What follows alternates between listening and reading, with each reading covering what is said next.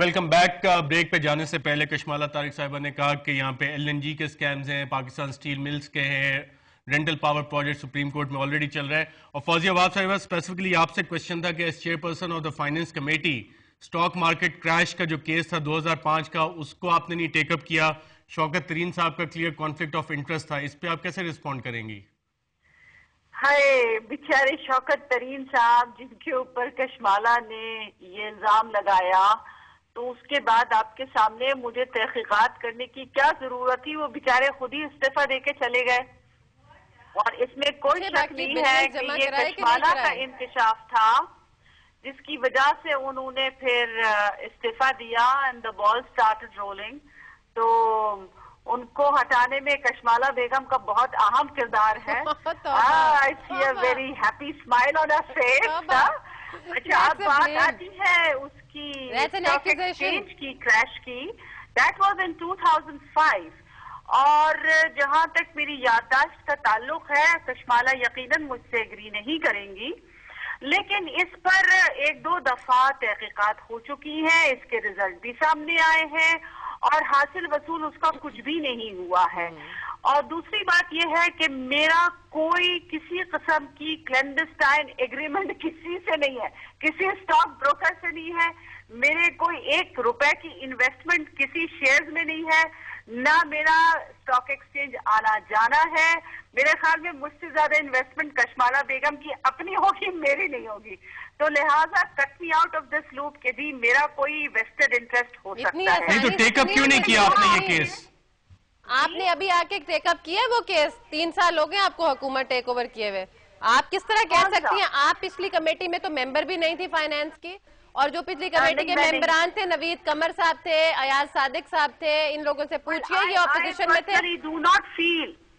I personally do not feel that this is something that we need to take up. There are so many other یعنی کہ مٹی پاؤ جو بیچارے غریب لوگ مر گئے اس کے اندر ان کے اوپر مٹی پاؤ. 2005 جس کے اوپر فورینزک رپورٹ بھی آ چکی ہے. That was all sham. The committee proved that they were all wrong. I am really disappointed. Let's talk about something constructive. اور میں یہاں میں پوچھنا چاہوں گی ارشد صاحب آپ کی توسط سے کہ یہ ابھی اپنی صوبے کے بارے میں بڑی تعریف کر رہے تھے. مجھے یہ بتایا جائے کہ پہلے ان کا یہ صوبہ جو تھا اس کو کہتے تھے کہ اس کے پاس سرپلس بجٹ ہے. اب یہ صوبہ جو ہے بینکرپسی میں جا رہا ہے، اس کا کوئی جواب دیں گے یہ؟ پھر انہوں نے کہا کہ جو 8 ارب روپے کی جو روڈ بنائی گئی ہے تو اس پہ دوسرے لوگ بھی سفر کر رہے ہیں. میں ان سے پوچھنا چاہوں گی کہ ملک میں اور کتنے ایسے روڈ ہیں جن کے 8 ارب روپے خرچ کیے گئے ہوں؟ جی رانا صاحب رسپونڈ کرنا چاہیں گے اس پہ؟ دیکھیں جی، میں اس سلسلے میں عرض کروں گا کہ ایک تو یہ جو ان کا فگر ہے نا 8 ارب روپے کی سڑک کا، یہ بالکل غلط ہے. اور پھر ایک سڑک جو کہ یعنی کوئی اتنی ہی مالیت کے قریب ہے، وہ آصف احمد علی صاحب نے بھی اپنے حلقے میں جو ہے وہ بنوائی ہے. دیکھیں کسی حلقے میں کوئی ڈیولپمنٹ کا کام ہونا، وہ 8 ارب کا ہوگا یا 3 ارب کا ہو، وہ کوئی یعنی کرپشن کے زمرے میں نہیں آتا. دوسری بات یہ ہے کہ یہ یعنی جو بات کر رہے ہیں کہ صوبہ جو ہے وہ سرپلس میں تھا اور اب وہ بینکرپٹ ہو گیا. دیکھیں وہ بات بھی جو پرویز الہی صاحب بار بار کر رہے ہیں اور اب یہ بھی کر رہے ہیں، وہ بالکل بے بنیاد اور غلط ہے. اور وہ پچھلے سال جو نہیں، دیکھیں میں آپ کو بتاتا ہوں، یعنی پچھلے سال جو یعنی ریمیٹنس آنی تھی نا، ہمیں رسیٹ ہونی تھی فیڈرل سے، تو اس میں جو ہے وہ شارٹیج آئی وہ تقریباً کوئی 50 بلین کی. اور سینٹر نے کہا کہ جی آپ اس کو جو ہے وہ سافٹ لون میں ٹرانسفر کروا دیں، اور آگے جب نیکسٹ ایئر جو ہے وہ آپ کو زیادہ ریسیٹس آئیں گی تو اس میں جو ہے یہ ایڈجسٹ ہو جائے گی. یعنی یہ اس طرح سے نہیں ہے کہ وہاں پہ کوئی لون لیا، خرچہ زیادہ کر لیا اور انکم جو ہے وہ کم ہو گئی. پنجاب نے جو بھی خرچ کرنا ہے، اگر پنجاب نے 100 روپے خرچ کرنا ہے تو 83 روپیز جو ہے وہ مرکز سے آنے ہیں. مرکز سے آنے سے مراد ہے کہ وہ ٹیکسز جو مرکز میں اکٹھے ہوتے تو پنجاب سے ہی ہیں، تو ان میں سے جو ڈویزیبل پول ہوتا ہے اس میں سے جو پیسے آتے ہیں. تو اس طرح سے صوبے جو ہے وہ نہ ڈیفالٹر ہو سکتے ہیں اور نہ ہی اس طرح سے ان کو جو ہے یہ یعنی کہا جا سکتا ہے. ہم نے تو 100 میں سے ٹوٹل 17 روپے جو اپنے سورسز سے اکٹھے کرنے ہیں، باقی 83 روپیز جو ہے وہ ڈویزیبل پول جو ہے وہ مرکز سے آنے ہیں. تو جب یعنی مرکز سے آنے تو پنجاب جو ہے وہ ڈیفالٹ کر سکتا ہے.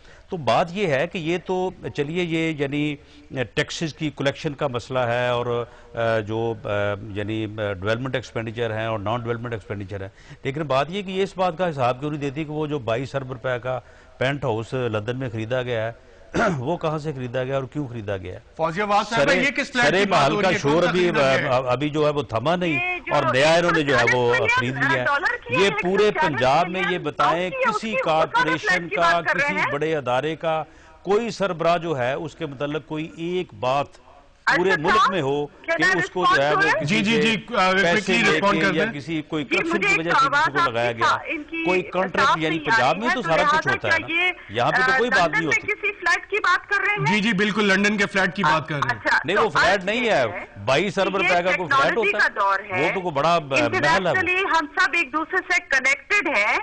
میری گزارش ہے کہ جو فلیٹ جس کا یہ تذکرہ کر رہے ہیں اس کو گوگل پہ سرچ کریں اور اس کو دیکھیں وہ کہاں لوکیٹڈ ہے، نمبر 1۔ نمبر 2، جب آپ وہاں پر پہنچ جائیں گے تو اسی گوگل سرچ سے آپ نکال سکتے ہیں کہ اس کے کون کون مالکان ہیں، اور اگر آپ اس میں آصف علی زرداری صاحب کا نام آ رہا ہے تو پلیز آپ اس کو دکھائیے تمام لوگوں کو، سب کے سامنے آیا ہو جائے گا۔ یہ ٹیکنالوجی کا دور ہے، اس میں کوئی چیز کسی سے چھپ نہیں سکتی ہے، بالکل کوئی چیز کسی سے چھپ نہیں سکتی۔ اور جب ہم بریک سے واپس آئیں گے تو یہ بھی معلوم کرنے کی کوشش کریں گے یعنی 600 کہ ملین ہے وہ تو ابھی تک پتہ نہیں چلا کسی کو کہاں گئے ہیں، پرائس ہائیک جو ہو رہی ہے اس سے عام آدمی کس طرح سفر کر رہا ہے۔ ایک وقفے کے بعد